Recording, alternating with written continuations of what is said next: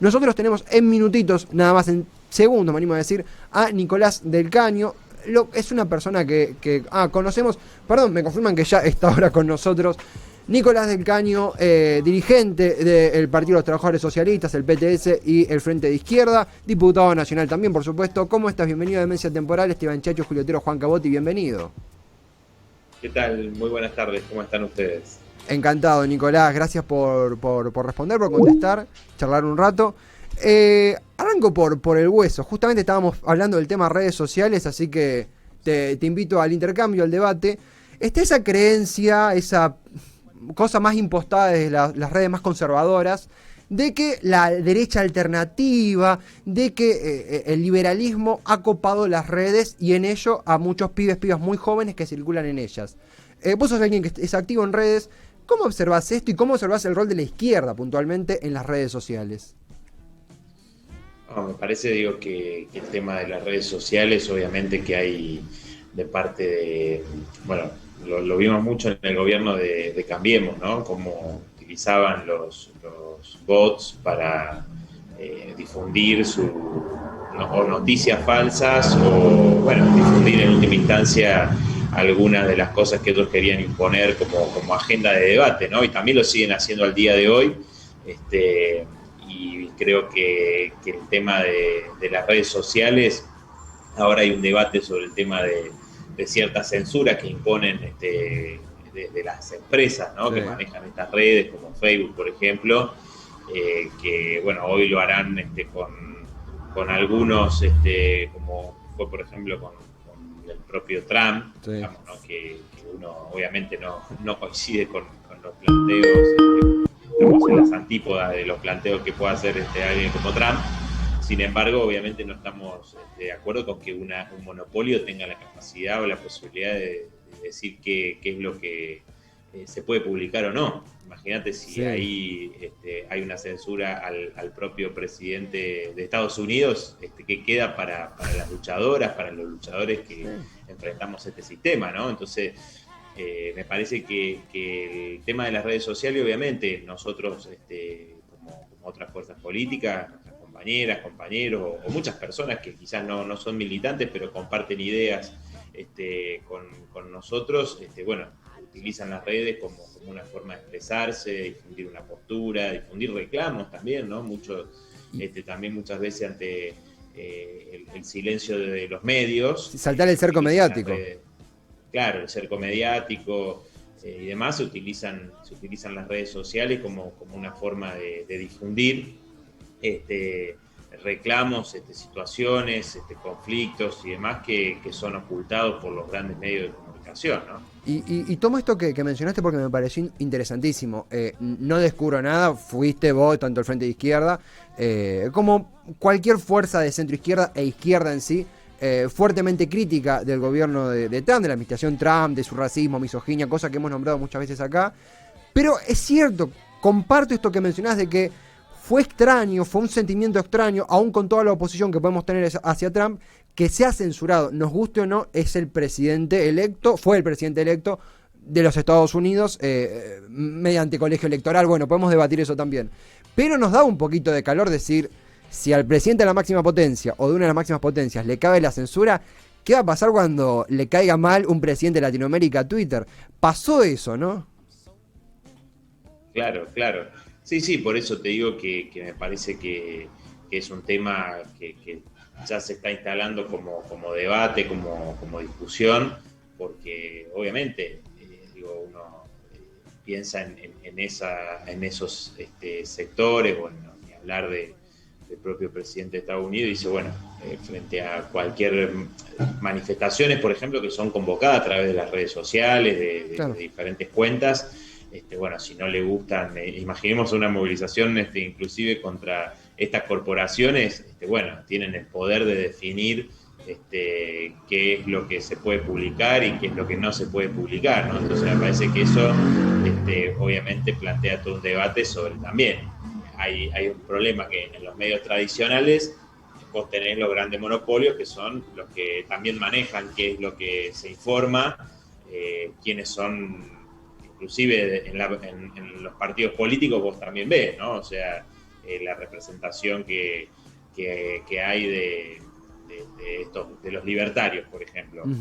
Están en todos los medios. Bueno, sí. Sin embargo, si uno ve por la cantidad de votos que se han obtenido en las elecciones, no deberían tener más espacio, por ejemplo, que el Frente Izquierda, por dar el ejemplo, digamos, un ejemplo concreto. Me parece que ahí hay que,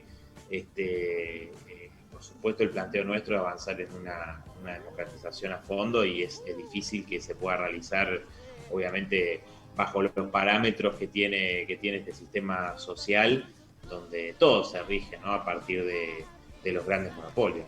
Incluso también, agrego esto que vos ya describías, muchas veces impulsado por el propio comprensión de los algoritmos de redes sociales. Por supuesto que uno no subestima el laburo, pero que sí, lo que uno ve en redes sociales no se vio expresado, por ejemplo, en la última elección. Esto por el lado que justo traías a colación el ejemplo de, diferencia, libertarios en internet, libertarios en el mundo real. Yendo por este camino, también se ha convertido, se busca tornar casi mala palabra, hay un hostigamiento, dicho de forma más correcta, con el término socialista, con el término comunista también, pero me centro más en socialista, que identifica, creo, aún más a tu plataforma. Pero no solo en Twitter, y ahí sí la preocupación es un poquito mayor, sino de la propia boca, por ejemplo, de Trump, o por ejemplo de el presidente del país vecino, Bolsonaro. Sos dirigente del Partido de los Trabajadores Socialistas. ¿Por qué? ¿Por qué sucede esto? ¿Vos qué lectura haces? Bueno, a mí me parece que se podría plantear como en diferentes planos. Por un lado, se utiliza una igualación de socialismo a lo que es, por ejemplo, el régimen de Maduro en Venezuela, ¿no? Y se endilga a un sistema socialista lo que sucede en Venezuela, cosa que no es cierto, digo, ¿no? Porque no hay socialismo. El socialismo del siglo XXI que se pregonaba desde Chávez no es lo que se lleva adelante, ¿no? Por eso siguen pagando la deuda externa, por eso la nacionalización del petróleo no es una medida que se haya llevado adelante en conjunto. Bueno, una serie de medidas que hacen además a la democracia de las trabajadoras, de los trabajadores. Hay persecución no solamente a representantes de la derecha venezolana, sino también a dirigentes sindicales, distintos movimientos que reclaman y hacen planteos desde los sectores populares, ¿no? Entonces, pero después también yo creo que hay bueno, Bolsonaro lo utilizó mucho, ¿no?, en la campaña electoral a Venezuela, y igualar el comunismo, el socialismo con lo que es el régimen de Maduro. Ahora, si vos ves Estados Unidos, una parte importante de la juventud que apoyó a Bernie Sanders en la elección interna del Partido Demócrata tiene una idea de socialismo como sistema superior al capitalismo, ¿no? Es decir, no encuentra una respuesta en este sistema social que no sea la de la desigualdad, la de las guerras, la de la destrucción ambiental. Entonces busca o ve en el socialismo un sistema superior.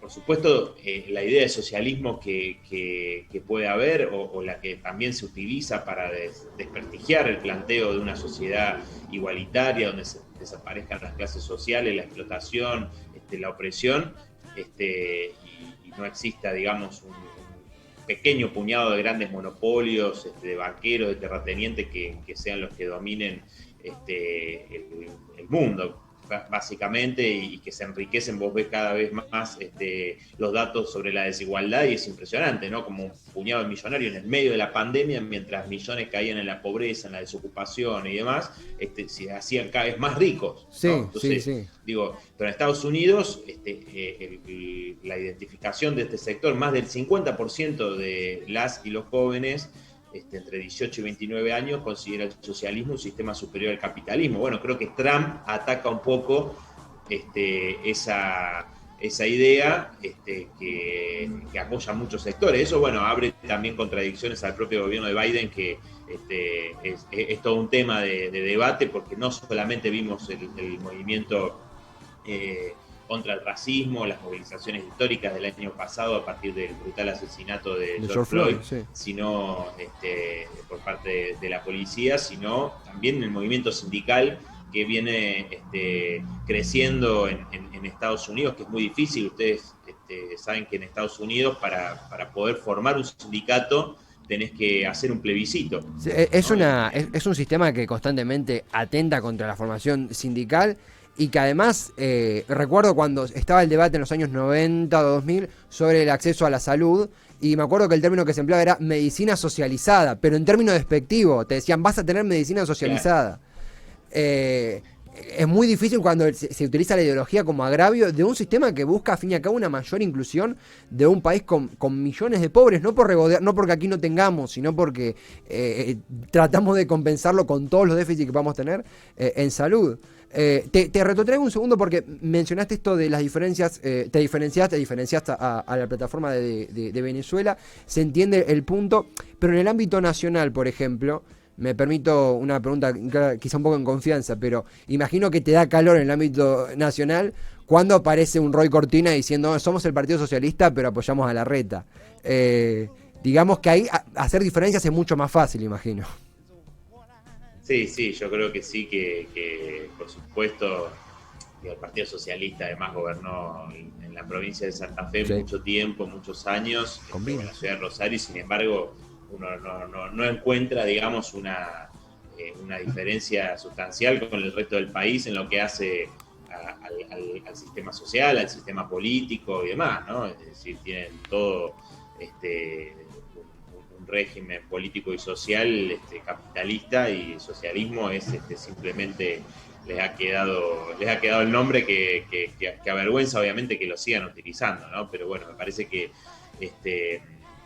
en Argentina también vemos cómo se utiliza de parte de la derecha, sobre todo, esta igualación del socialismo con las históricas ideas de los socialistas, o también en lo que hace al kirchnerismo, ¿no? O sea, o al peronismo, igualarlo con el comunismo, ¿no? Que dicen que Alberto es comunista, ¿no? El propio Alberto Fernández se burlaba, ¿no? Eso, bueno, nada que ver con una idea comunista, ¿no? Entonces, pero creo que utilizan ese fantasma porque realmente si hay un sistema social alternativo a este sistema, y que cada vez está demostrando más la irracionalidad que tiene. Fíjate el tema de la vacuna, ¿no? Nosotros planteamos, ahora lo vamos a hacer a través de un proyecto de resolución para presentar en el Congreso Nacional, que tienen que liberarse las patentes. Sí. ¿Cómo puede ser que exista todavía las patentes de estos grandes laboratorios, grandes monopolios, que impiden, por ejemplo, que Argentina, que tiene la tecnología, la capacidad para fabricar las vacunas aquí en nuestro país, no lo podemos hacer? Y eso... No lo podemos hacer porque tienen estos laboratorios privados, estos grandes monopolios, que son los mismos que no pusieron dinero, recursos para investigar a fondo sobre todo el tema de lo que hace a las enfermedades de tipo del coronavirus, ¿no? Del COVID-19, porque no era rentable. Entonces le financiaron los estados y los propios laboratorios, le financiaron todas las investigaciones que había en curso, que no eran muchas, y bueno, ahora ellos lucran con la propia pandemia de esa manera, ¿no? En ese sentido, fuertemente recomendamos al final de este programa, pero en el programa que nos precede ya fue Marcelo Ramal, conversó de esto de manera muy clara, el asunto de las patentes y cómo hay una monopolización del acceso a la realización de las vacunas. Ni la propia humanidad, ni la propia vida detiene a la ambición.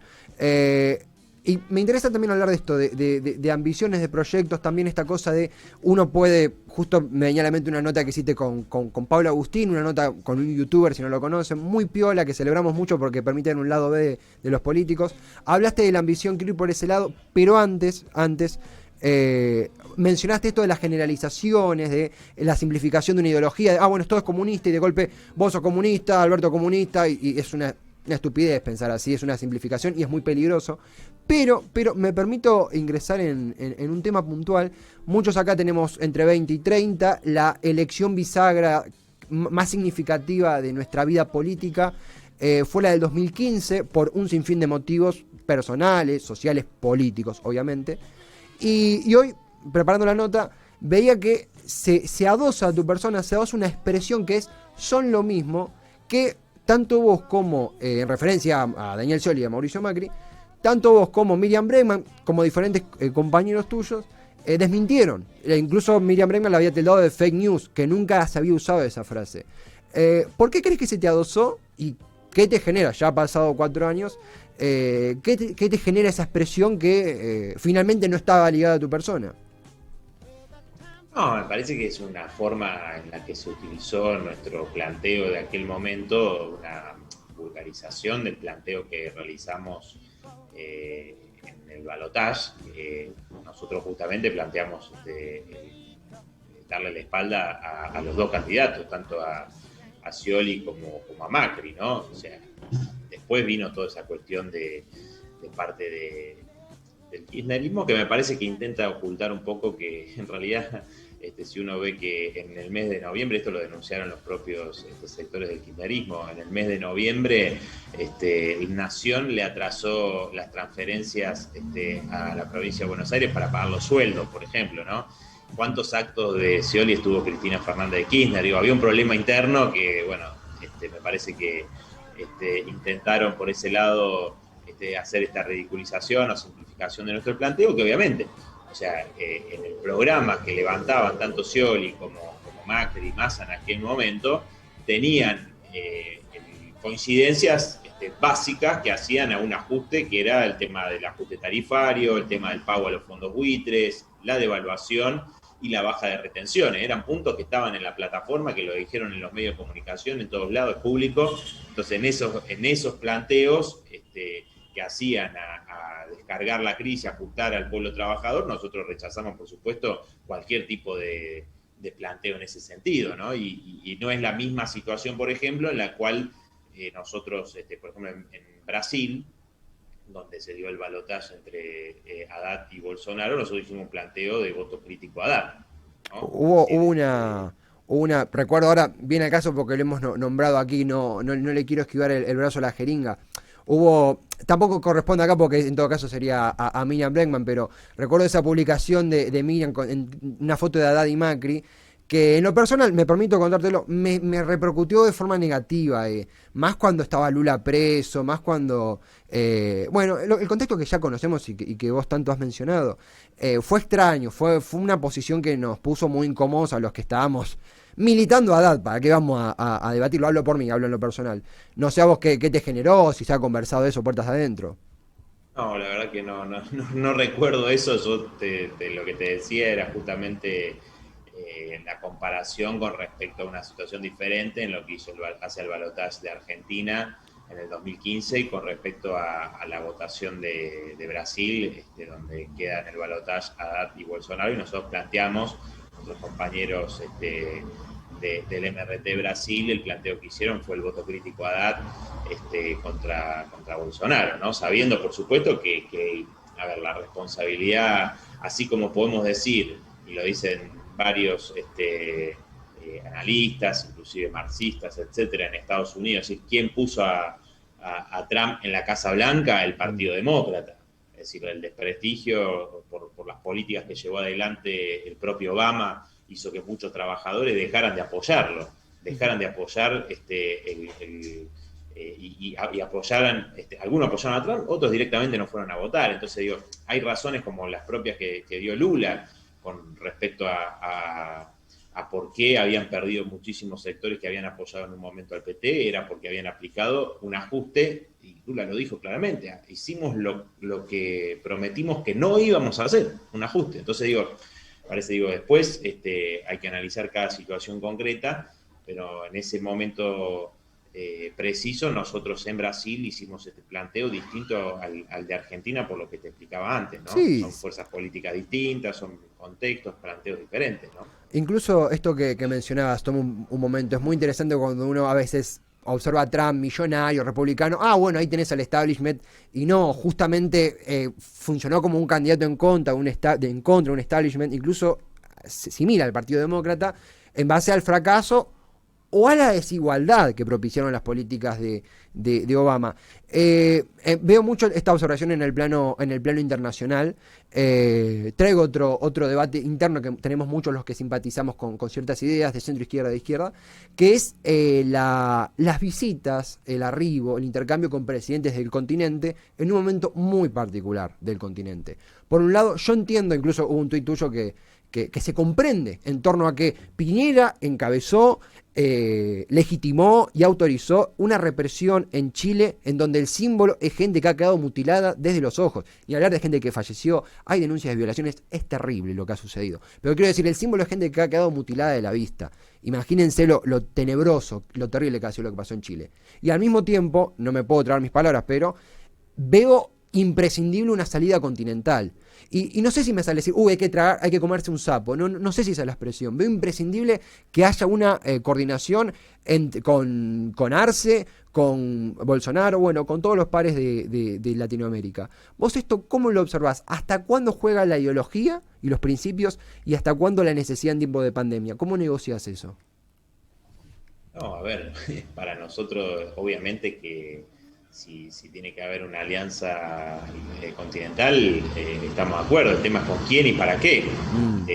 Lo primero que habría que plantear es esto que te decía recién, ¿no? El tema de liberar inmediatamente las patentes, un planteo de toda América Latina junto a la India y otros países que plantearon esto, sería lo primero que habría que hacer.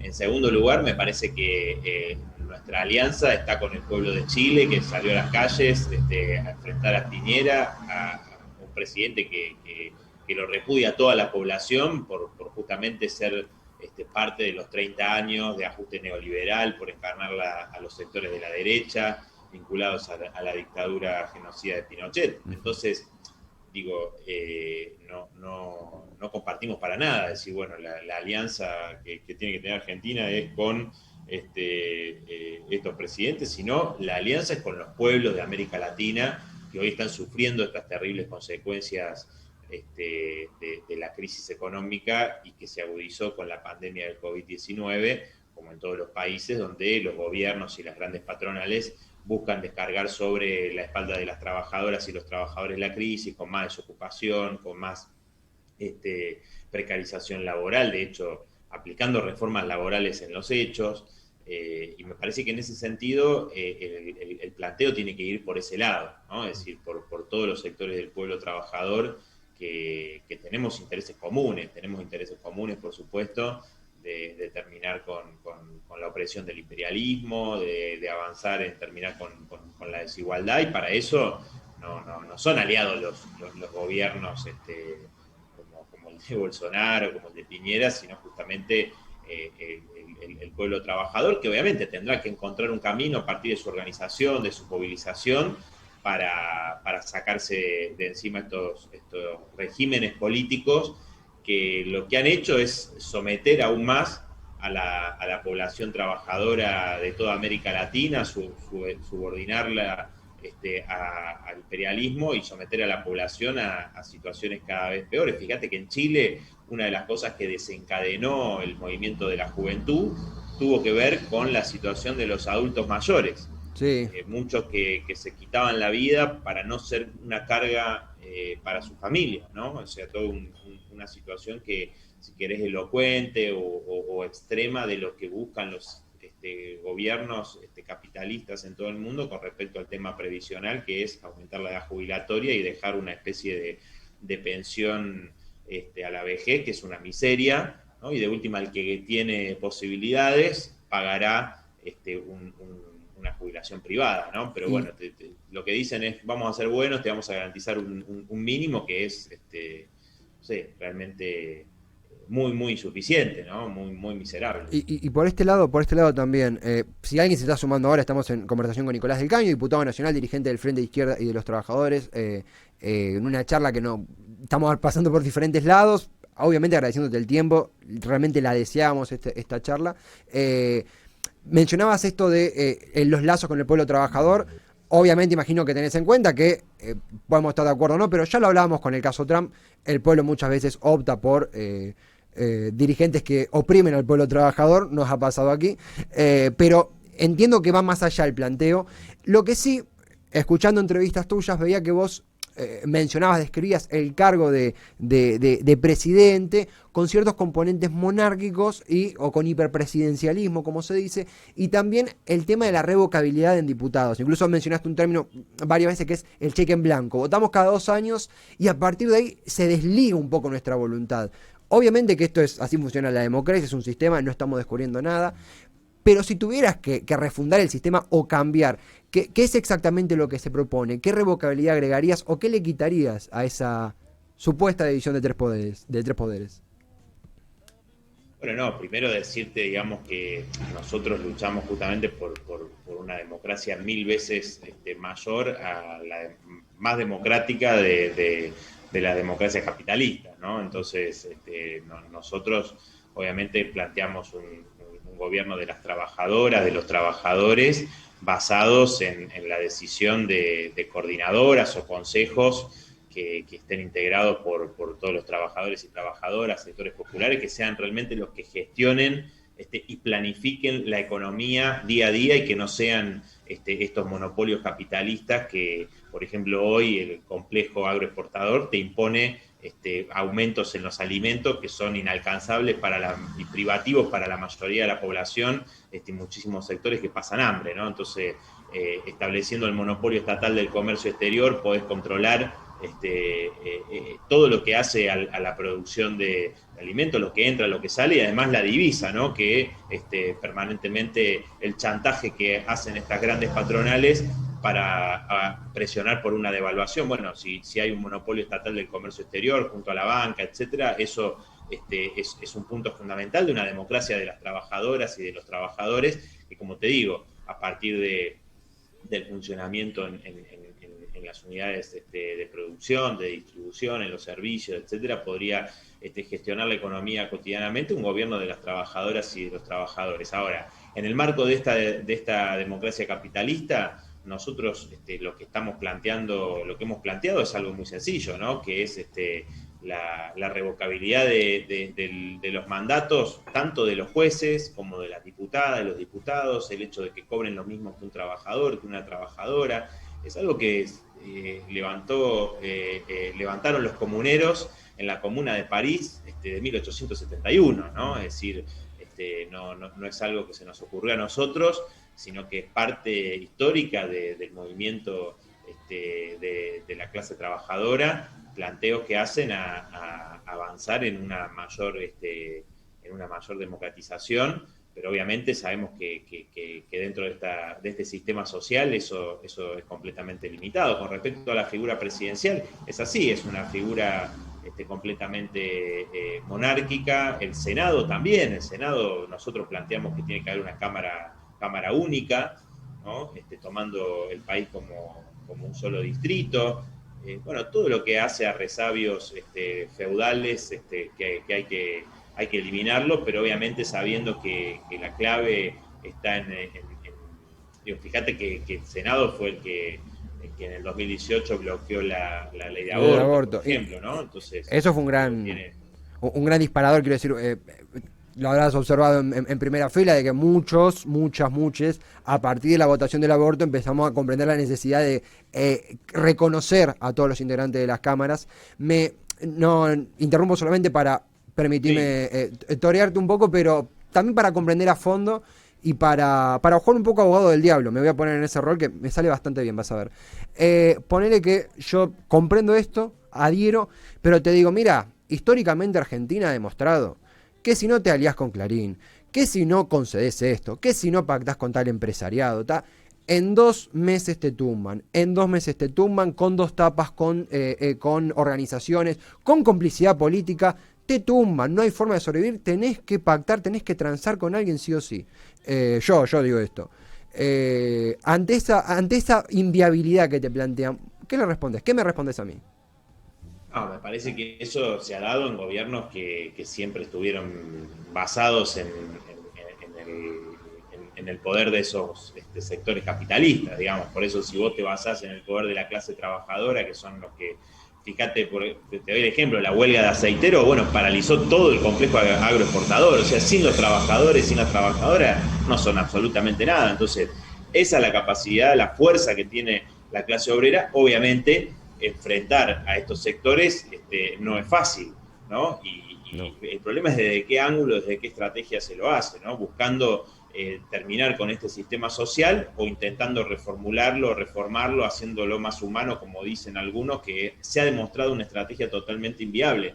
Ahora, fíjate cómo le ha ido al país con, con gobiernos que plantean esta idea de, bueno, pactamos con pactamos con Clarín, pactamos con el otro. Mirá cómo estamos. Digo, o sea, evidentemente eso no funciona, digamos, no funciona para las mayorías populares. Para ellos sí, claro que funciona. Entonces, el planteo no pasa por ahí, sino que pasa por desarrollar una fuerza social y política, por supuesto, que todos se encargan de tratar de ocultar o demostrar que no tiene esa fuerza, esa capacidad la clase trabajadora, los sectores populares, de llevar adelante un gobierno propio, por ejemplo, dar vuelta a esta situación en la que está la Argentina, América Latina, etcétera, ¿no? Me parece que es permanentemente intentan minar la fuerza, la confianza de las trabajadoras, de los trabajadores, de los pueblos, diciendo no se puede, hay que agachar la cabeza, hay que aceptar esto, mirá, bueno, así nos va. Digo, con esa idea no vamos a lograr nada bueno. Digo, me parece que los que se van a seguir llenando los bolsillos son los mismos de siempre. Y esa es la idea que planteó el Frente de Todo. El Frente de Todo dijo, y por supuesto, comprendemos a muchísimas trabajadoras, a muchísimos jóvenes, demás que dijeron jubilados y demás, dijeron, bueno, saquémonos de encima a este tipo, a Macri, mirá cómo nos arruinó, aplicó un ajuste, etcétera, etcétera, estamos peor que lo que estábamos antes. Y dijeron, bueno, lo que sea, ¿quién Fernández puede ganar? Bueno, votamos Fernández, algunos con más expectativas que otros. Y después, y el planteo cuál era de Alberto Fernández, era, hay que pagar la deuda que nos deja Macri, la culpa de la deuda es de Macri, pero la vamos a pagar, aunque sea una estafa, aunque fue para pagar la campaña electoral de Macri, como reconocieron los propios funcionarios Sí. de Juntos por el Trump, Cambio. ¿no?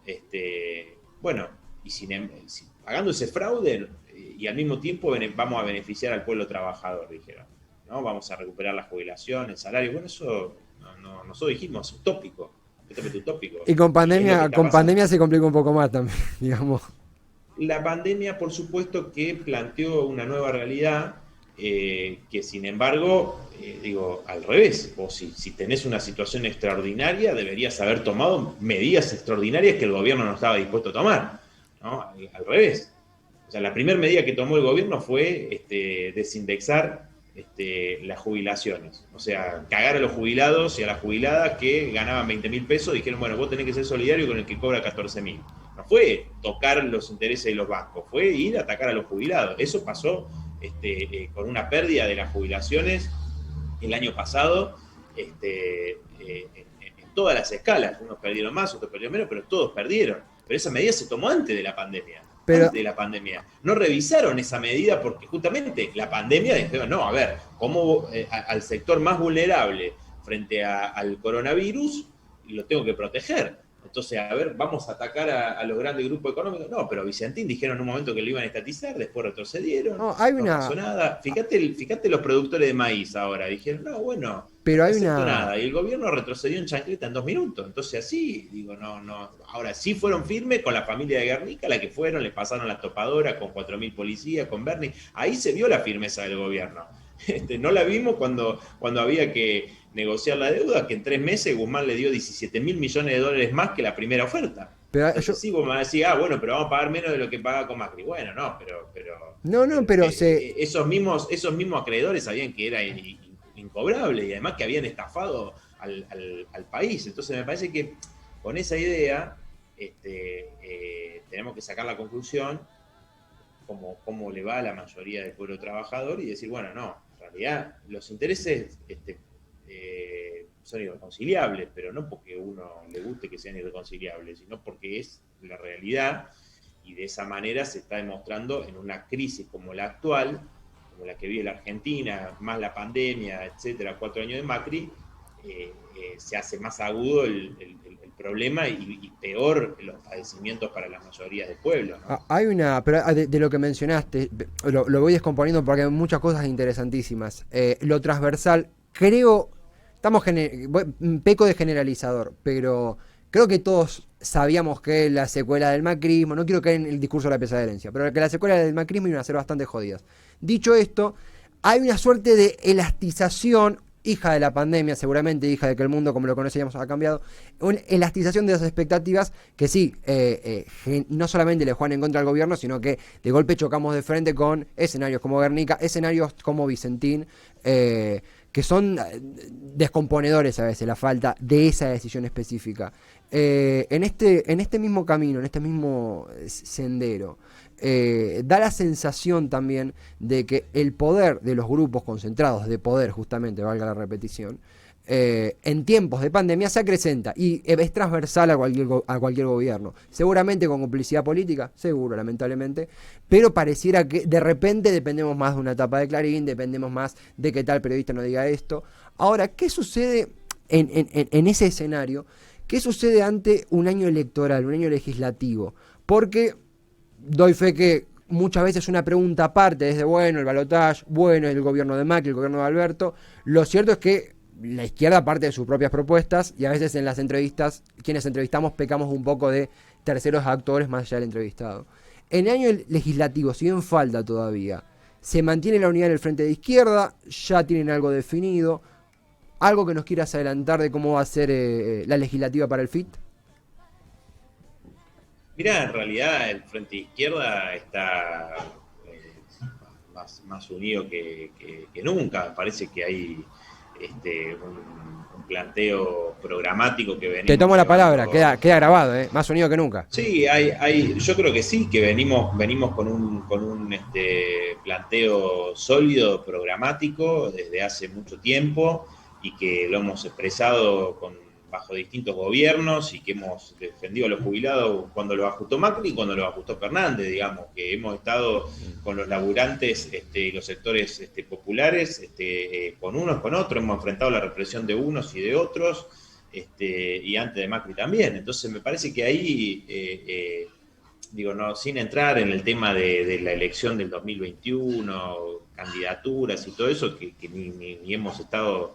no hemos tenido ninguna reunión al respecto, sino que lo que estamos planteando nosotros ahora es lo contrario a lo que hoy dijo, salió en varios medios de la reunión del gabinete económico, ¿no? Que quieren poner un tope en la paritaria del 29-30%, que es lo que estima el presupuesto, que nosotros lo rechazamos, etcétera, porque está hecho a la medida del FMI, y que la clave es la pelea de los trabajadores en las asambleas de base para imponerle a estos dirigentes sindicales que firmaron un salario mínimo que está por debajo del límite de indigencia. Eso es algo que el gobierno no puede decir, no, bueno, eso lo impulsó la patronal de Clarín. No, eso lo impulsó el gobierno. El salario mínimo por debajo de la indigencia, y lo firmó la CGT. Es un escándalo. Bueno, hay que imponerle a esos dirigentes que evidentemente no defienden los intereses de las trabajadoras y los trabajadores, medidas de lucha que puedan, la ruptura con el gobierno, y medidas de lucha que puedan, en primer lugar, plantear recuperar lo que perdimos los 4 años de Macri, en este año de Fernández, los trabajadores, las trabajadoras, jubiladas, jubilados, y obviamente cómo respondemos frente al desempleo que está creciendo.